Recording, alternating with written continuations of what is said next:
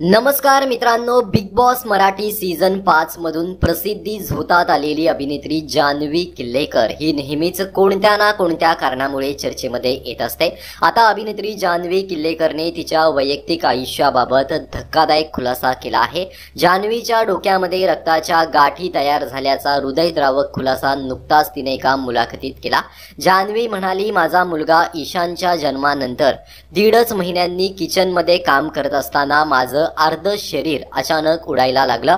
मला कळत नव्हतं की काय होतंय। डोक्यामध्ये खूपच मुंग्या आल्या आणि मी अचानक बेशुद्ध पडले। त्यानंतर 10 मिनिटांनी मला जाग आली, तेव्हा घरातली सगळी माणसं माझ्या आजूबाजूला उभी होती। मला शुद्ध आली आणि पुन्हा मुंग्या सुरू झाल्या। मी सगळ्यांना म्हणत होते की मला वाचवा। मला असं वाटत होतं की मी यातून आता वाचणार नाही। त्यानंतर मी पुन्हा बेशुद्ध झाले। त्यानंतर तब्बल 6 दिवसांनी मला शुद्ध आली, तेव्हा मी ICU मध्ये होते। शुद्धीवर आल्यानंतर मला एकच प्रश्न होता की माझं लहान बाळ काय करतंय। तेव्हा मला त्याला बघताही आलं नाही। तसेच रिपोर्ट्समध्ये असं कळलं की मेंदूत रक्ताच्या गाठी झाल्या आहेत।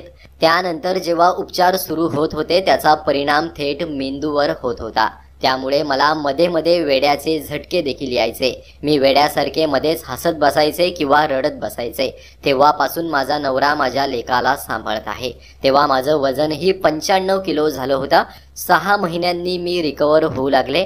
यातून बाहेर पडायला मला 3 ते 4 वर्ष लागली, पण याचा मला अजूनही त्रास होतोय। जेव्हा मोठी स्क्रिप्ट असते तेव्हा ती लक्षात ठेवणे मला खूपच कठीण जातं, असे अभिनेत्री जान्हवी किल्लेकर म्हणाली। त्यामुळे तिचा हा खुलासा सध्या सर्वांचेच लक्ष वेधून घेत आहे।